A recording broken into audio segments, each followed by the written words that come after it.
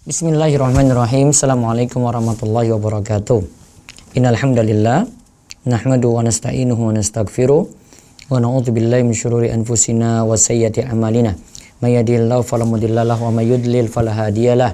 Wa asyhadu an la ilaha illallah wahdahu la syarikalah wa asyhadu anna Muhammadan abduhu wa rasuluh. Allahumma shalli ala nabiyyina Muhammad wa ala alihi wa man tabi'ahum bi ihsanin ila yaumiddin. Allahumma inna nas'aluka ilman nafi'a wa rizqan thayyiba wa amalan mutaqabbala. Puji syukur kita panjatkan pada Allah.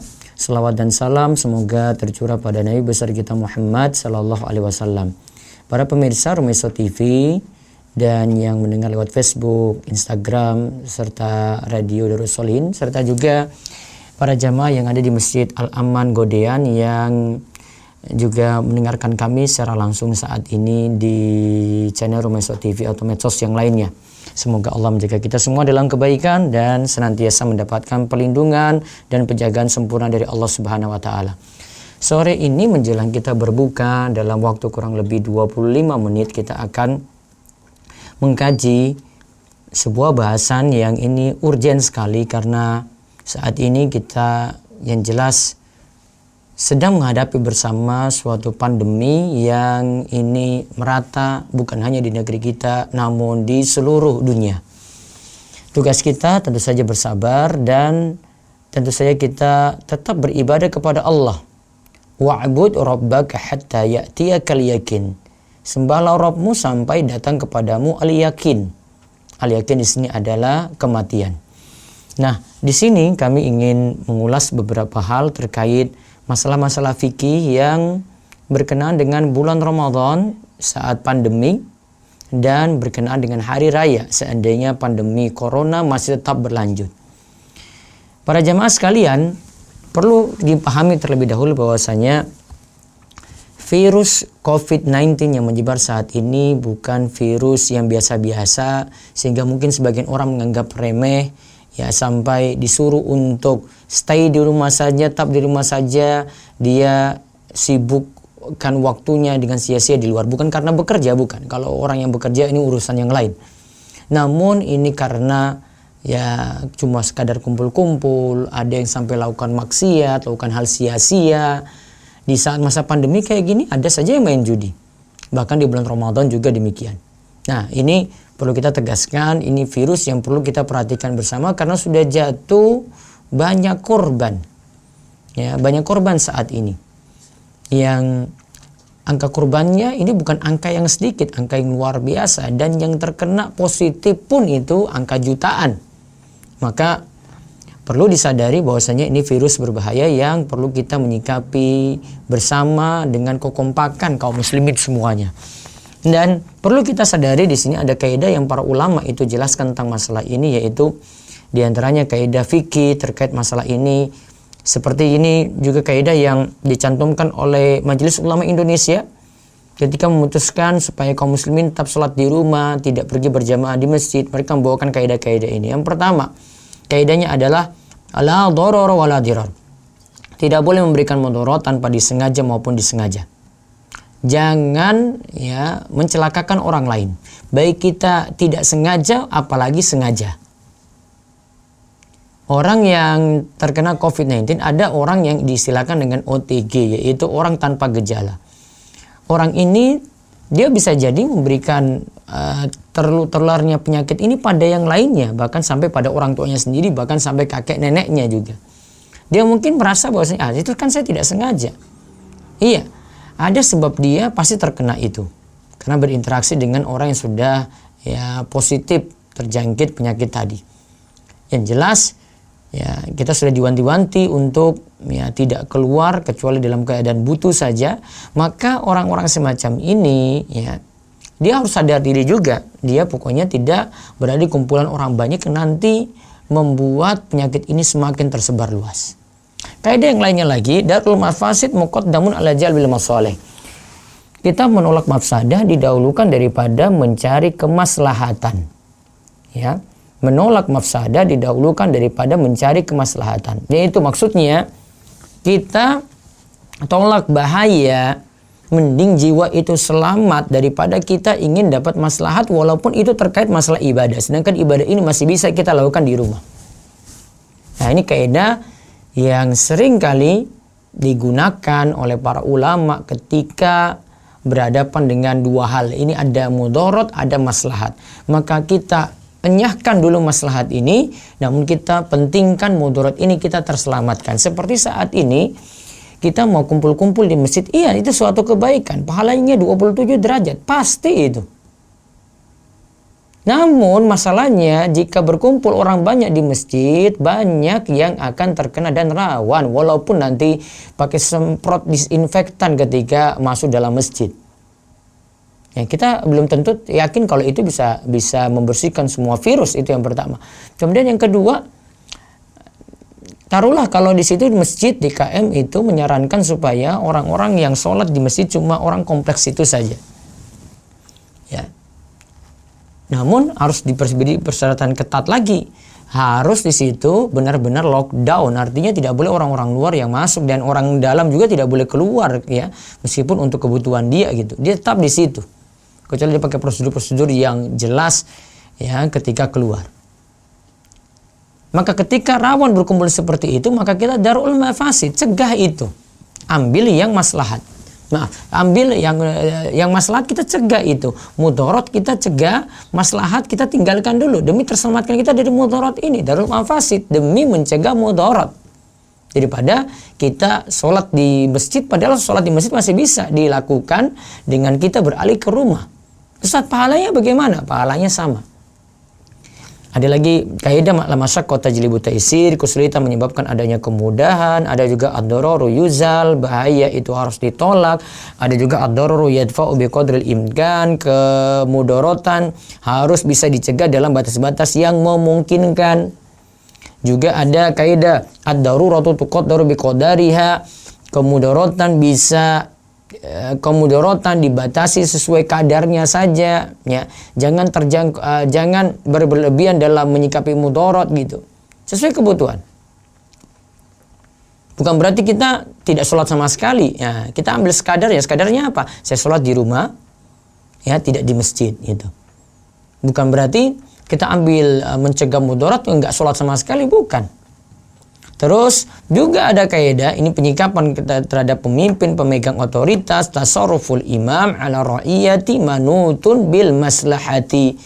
Kebijakan pemimpin pemegang otoritas ya pemerintah kita itu terhadap rakyat harus mengikuti kemaslahatan. Yang jelas di sini kalau kita mau dengar aturan dari mereka yang pakar dalam hal ini, kebijakan-kebijakan dari pemerintah kita Masya Allah sudah sangat bagus sekali. Bahkan peraturannya begitu tegas dengan adanya PSBB di beberapa daerah. Yang jelas sekarang kita menyikapi beberapa masalah. Yang pertama, masalah pertama, bila kita diam di rumah saja saat wabah di bulan Ramadan ini tetap mendapat pahala syahid. Dengan catatan tetap diam di rumah, terus bersabar, menahan hati, lisan dan anggota badan, terus mengharap pahala dari Allah. Lalu yakin bahwa itu terkena dengan takdir Allah. Ini sebagaimana disebutkan dalam hadis. Jadi tetap stay di rumah, sabar di situ. Kemudian yang kedua, memilih sholat di masjid ataukah di rumah. Nah ini sering jadi perdebatan. Memang kita kalau menyarankan agak sulit ya, karena memang ada orang-orang itu terbagi menjadi beberapa macam ya. Ada yang ya stay di rumah, dia mau setahun pun juga tidak ada masalah untuk dia. Ada orang yang mungkin bisa stay di rumah, tetap di rumah cuma sebulan 2 bulan saja. Stok untuk dia persiapkan cuma 1 bulan 2 bulan saja. Ada yang tidak bisa, kebutuhan sehari-hari dia harus penuhi di luar rumah gitu. Kita maklumi itu. Namun begini, kalau masalah di masjid, yang jelas kita tidak ingin masjid itu jadi tempat tersebarnya virus COVID-19. Kita ingin masjid kita terselamatkan dari itu jelas. Kemudian yang kedua, ya sebagaimana tadi disebutkan, ya kalau sholat di rumah tetap masih dibolehkan saat-saat seperti ini. Kita tidak perlu menyusahkan diri. Bahkan seringkali pertanyaan datang ke saya dari jamaah atau DKM, saya selalu sarankan tetap di rumah saja. Apalagi itu daerah rawan.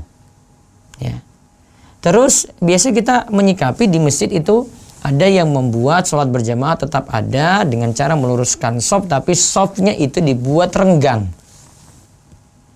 Yang jelas memang sih kalau hukum meluruskan shaf itu sunnah, merapatkannya juga sunnah, tidak wajib. Dan dalam keadaan saat ini kita sholat seperti itu pun sah karena keadaan darurat. Kita bisa lihat di sini di Masjidil Haram, Masjid Nabawi, keadaannya seperti itu. Namun ingat ya, di sana dilaksanakan sholat berjamaah cuma segelintir orang. Bukan ribuan orang seperti biasanya, bukan. Itu segelintir orang saja. Terus memilih untuk di rumah ini sudah lebih baik, apalagi kalau kita menimbang-nimbang itu saran dari pemerintah, saran dari MUI dan para pakar kesehatan. Karena menjalankan kaidah yang tadi sudah kita sebutkan, la darara wa la dirar. Tidak boleh memberikan mudarat tanpa disengaja maupun disengaja. Nah sekarang kalau sholat di rumah, ada beberapa aturan yang bisa dijalankan. Di antaranya kita bisa mengkhususkan tempat sholat tertentu di dalam rumah. Ini sebagaimana para salaf dulu memilih tempat khusus di rumah untuk sholat. Terus yang kedua, masjid tetap mengumandangkan azan. Sedangkan di rumah cukup iqamah lalu sholat. Namun seandainya tidak pakai azan, tidak pakai iqamah pun tidak masalah, sholat tetap sah. Itu sepakat ulama seperti itu. Nah kalau azan dikumandangkan, maka azan dikumandangkan seperti biasa sesuai saran dari Imam Nawawi ketika musim hujan, hujan deras. Ya ini bisa diterapkan juga ketika wabah seperti ini di mana kita sholat di rumah. Ada lafaz tambahan sebagaimana dipraktekkan dalam hadis, shollu fi buyutikum atau ala shollu fir rihal. Atau ala shollu fi rihalikum. Imam Nawawi katakan lafaz ini baiknya ditaruh nanti setelah azan yang kita kumandangkan seperti biasa. Lalu ucapan ini kan biasanya kalau kita azan itu ada biasanya kita jawab azan ya. Allahu Akbar kita jawab Allahu Akbar, Allahu Akbar. Asyhadu an la ilaha illallah kita jawab asyhadu an la ilaha illallah. Nah, bagaimana dengan ini? Dijawab nggak shollu fi buyutikum? Ya, wallahu alam pendapat yang tepat ini tidak dijawab kecuali kalau shollu fi buyutikum menurut sebagian pendapat yang lainnya lagi mengatakan shollu fi buyutikum itu menggantikan lafaz hayya 'alas shalah hayya 'alal falah. Nah, itu baru kita jawab dengan la haula wala quwata illa billah. Kemudian tentang aturan sholat di rumah lagi, tidak perlu seorang muslim mendirikan sholat Jumat di rumah. Ya, sholat Jumat di rumah tidak perlu. Ya, cukup diganti dengan sholat duhur 4 rakaat. Lalu kaitannya ini dengan sholat Jumat tadi, ya biasanya ditanyakan lagi ini masalah yang ketiga, meninggalkan sholat Jumat 3 kali saat pandemi.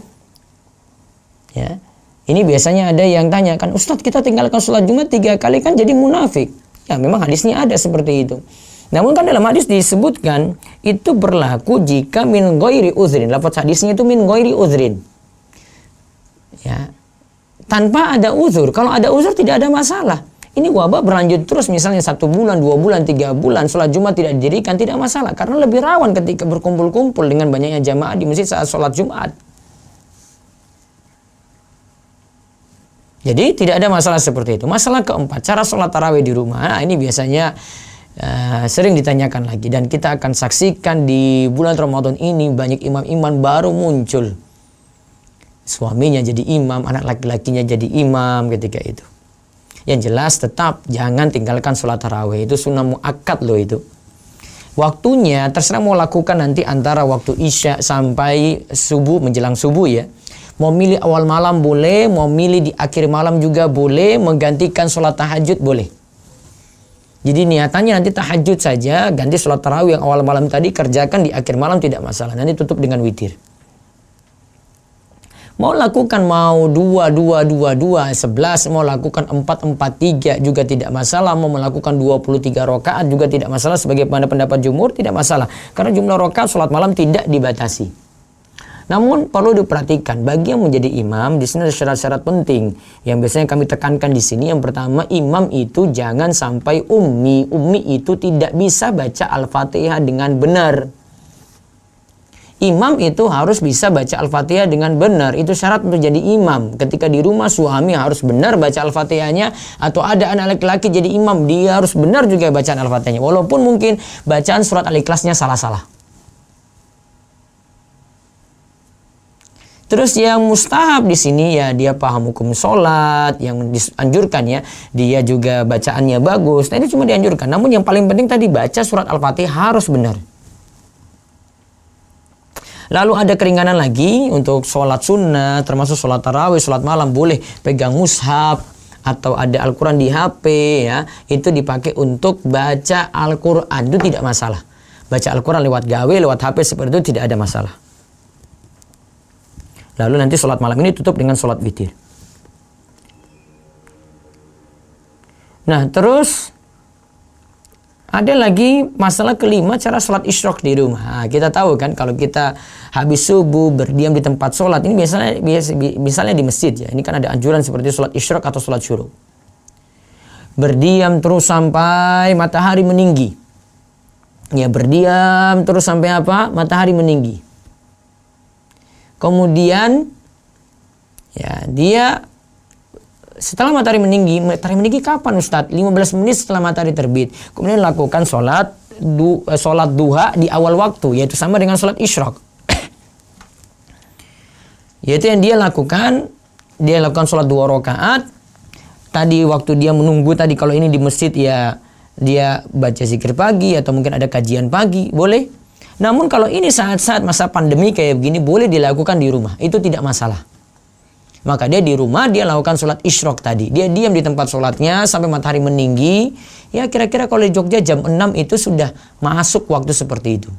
Jamaah Masjid Al-Aman ya di Jogja juga bisa pakai ya waktu seperti itu. Di rumah dia stay, di rumah diam saja sampai matahari meninggi.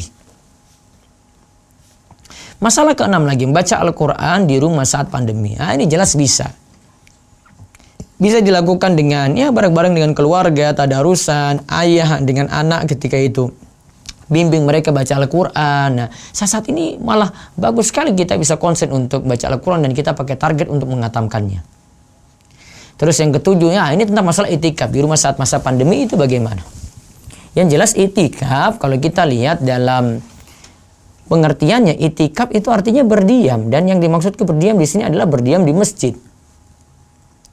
Dan di sini tentu ada rukun-rukun ketika jalani itikaf di sini. Itikafnya misalnya orang yang jalankannya harus orang muslim, berakal, bersih dari hadas besar kalau menurut mazhab Syafi'i. Kemudian rukunnya lagi dia harus lakukan itu di masjid. Ya. Kemudian harus berniat, kemudian menetap di masjid. Waktu itikafnya walaupun cuma sebentar saja di malam hari sudah disebut itikaf. Namun yang jelas masalah kita adalah kita tidak bisa sekarang ini kumpul-kumpul, apalagi orang banyak lakukan itikaf bareng di masjid. Apa yang bisa dilakukan? Banyak ibadah di rumah. Ya, tidak ada yang lain lagi cara selain itu. Kita bisa perbanyak ibadah di rumah. Dan tetap orang yang memang punya kebiasaan di bulan-bulan Ramadan dia itu iktikaf, tetap akan dapat ganjaran itu. Pahala itu akan tetap dia dapat. Karena kan Nabi SAW itu katakan, "Idza maridul 'abdu aw safara kutiba lahu mislu ma kana ya'malu muqiman sahihan." Jika seorang hamba itu sakit atau melakukan safar, perjalanan jauh, maka dicatat baginya pahala sebagaimana kebiasaan dia ketika mukim dan ketika dia itu sehat. Lalu ada masalah ke-8, masih bisa meraih Lailatul Qadar walaupun di rumah. Ingat itu ya. Jadi Lailatul Qadar itu tidak disyaratkan harus di masjid, harus itikaf juga enggak. Di rumah pun kita bisa, yang penting kita dapati malam Lailatul Qadar di 10 hari terakhir, kita cari entah di malam ganjil, di malam genap gitu. Cari itu sepanjang 10 hari terakhir tadi. Dan nanti kita akan dapat ya khairum min alfisar, dapat keutamaan semacam itu. Kemudian yang masalah ke-9, puasa saat pandemi corona, yang jelas bagi seorang muslim balik berakal, dia suci dari haid dan nifas, mampu berpuasa, tetap wajib. Sebagian orang katakan sekarang ini kalau puasa akan turun imun. Nah, itu enggak benar. Banyak pakar yang sudah menyebutkan hal ini dan itu tidak ada masalah. Ya. Jadi selama kita tidak kesulitan, kecuali bagi pasien COVID-19 ketika disarankan tidak puasa oleh dokter karena rawan bagi dia, maka dia tidak puasa. Tim medis ketika dia rawan ketika puasa, fisiknya tidak kuat, padahal dia lebih urgent untuk melayani pasien-pasien biar imunnya juga kuat, istirahatnya kuat gitu ya. Fisiknya kuat ya. Maka bisa dia tidak puasa dan nanti dia ganti puasa itu dengan qada di hari yang lainnya. Masalah ke-10, tetap rajin sodako di bulan Ramadan walau masa pandemi corona saat ini. Sedekah tidak ditinggalkan. Bahkan ingat, sedekah itu akan mengangkat musibah-musibah ini. Coba lihat apa yang dikatakan oleh Imam Ibnul Qayyim ya. Bahwasanya sedekah itu punya manfaat mencegah kematian yang jelek, kata beliau, mencegah malapetaka, bala, sampai sedekah itu melindungi dari orang yang zalim. Kemudian sedekah itu menghapus dosa, menjaga harta, mendatangkan rizki, membuat gembira hati, serta menyebabkan hati yakin dan baik-baik sangka kepada Allah. Lalu ada lagi masalah yang ke-11, memajukan bayar zakat mal. Biasanya mungkin kita bayar mau mendekati Idul Fitri, ya, kita boleh majukan zakat mal tadi. Bahkan kalau mau majukan di bulan Sya'ban sebelum Ramadan pun masih boleh. Ada lagi masalah ke-12, menunaikan zakat mal dengan sembako. Nah, ini sering ditanyakan, boleh nggak Ustadz saya zakat ini saya wujudkan dalam paket sembako? Boleh seperti itu namanya membayar zakat dengan qimah. Apalagi pandangan dari ulama pakar Syafi'iyah saat ini, kalau itu memang darurat ya dibutuhkan ya dibolehkan seperti itu. Kemudian masalah ke-13, zakat fitrah dikeluarkan sejak awal Ramadan. Apakah dibolehkan? Nah, ini sering ditanyakan juga. Kalau dalam mazhab Syafi'i, waktu pembayaran zakat fitrah itu dilihat karena satu, karena masuk puasa pada bulan Ramadan. Ini yang kedua, berbuka dari bulan Ramadan. Karena ada dua sebab berarti. Maka kalau menurut mazhab Syafi'i, semenjak masuk awal Ramadan, ketika itu sudah wajib zakat fitrah. Zakat fitrah bisa ditunaikan. Ya, bukan wajibnya ya, zakat fitrahnya bisa ditunaikan. Namun waktu wajibnya nanti kalau malam Idul Fitri. Waktu wajibnya. Namun kalau mau dibayar di awal masih dibolehkan. Maka kalau memang darurat dan para takmir butuh, para DKM butuh untuk menyalurkan zakat dengan segera, zakat fitrah dengan segera, karena banyak orang yang kelaparan saat ini, maka boleh menyalurkannya lebih awal. Kemudian menyalurkan zakat kepada pengemudi ojek daring dan mereka yang di PHK. Di sini juga dibolehkan karena mereka dapat masuk golongan miskin seperti yang disebutkan dalam ayat innamas shadaqatu lil fuqara wal masakin. Sesungguhnya zakat itu untuk fuqara, orang-orang fakir dan miskin. Apa itu fakir dan miskin? Fakir lebih parah, miskin masih lebih mending. Namun dua-duanya tetap dapat bantuan zakat. Fakir itu yang disebut fakir, kalau menurut Profesor Dr. Muhammad Az-Zuhaili, fakir ini bisa jadi dia tidak punya kerjaan. Bisa jadi dia ada kerjaan, namun kebutuhan pokoknya itu tidak bisa dipenuhi. Misalnya dia punya kebutuhan pokok itu 10, cuma 2 atau 3 saja yang bisa dia penuhi. Itu namanya fakir. Kalau miskin, bisa jadi dia kerja, ya. Ojek daring itu, ojek online itu, mereka kerja itu 10 kebutuhannya. Kalau miskin itu kriterianya 7 atau 8 saja yang bisa dipenuhi kebutuhan pokoknya. Berarti kebutuhan yang lain masih ada yang tidak bisa dipenuhi dari kebutuhan pokoknya, maka mereka bisa diberikan zakat tersebut. Yang terakhir, hari raya saat corona. Kalau kita dapati ya, misalnya besok Idul Fitri pemerintah melarang kita kumpul-kumpul, dengan terpaksa sholat Id ditiadakan di lapangan, di masjid juga ditiadakan. Nah, itu lebih aman. Ya, maka sebagai gantinya, ini sebagaimana ada beberapa fatwa walaupun ada perbedaan pendapat dalam masalah ini, boleh sholat Id dilaksanakan di rumah tanpa khutbah dan tetap 2 rakaat dan caranya seperti sholat Id.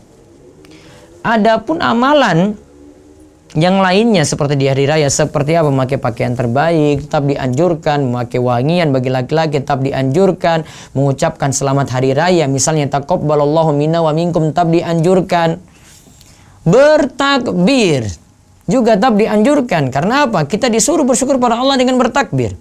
Kita jalankan firman Allah Al-Baqarah ayat 185, walitukmilul iddata walitukabbirullaha ala ma hadakum wa la'allakum tashkurun. Hendaklah kalian sempurnakan bulan dan bertakbirlah kepada Allah atas petunjuk yang diberikan kepada kalian agar kalian menjadi orang-orang yang bersyukur.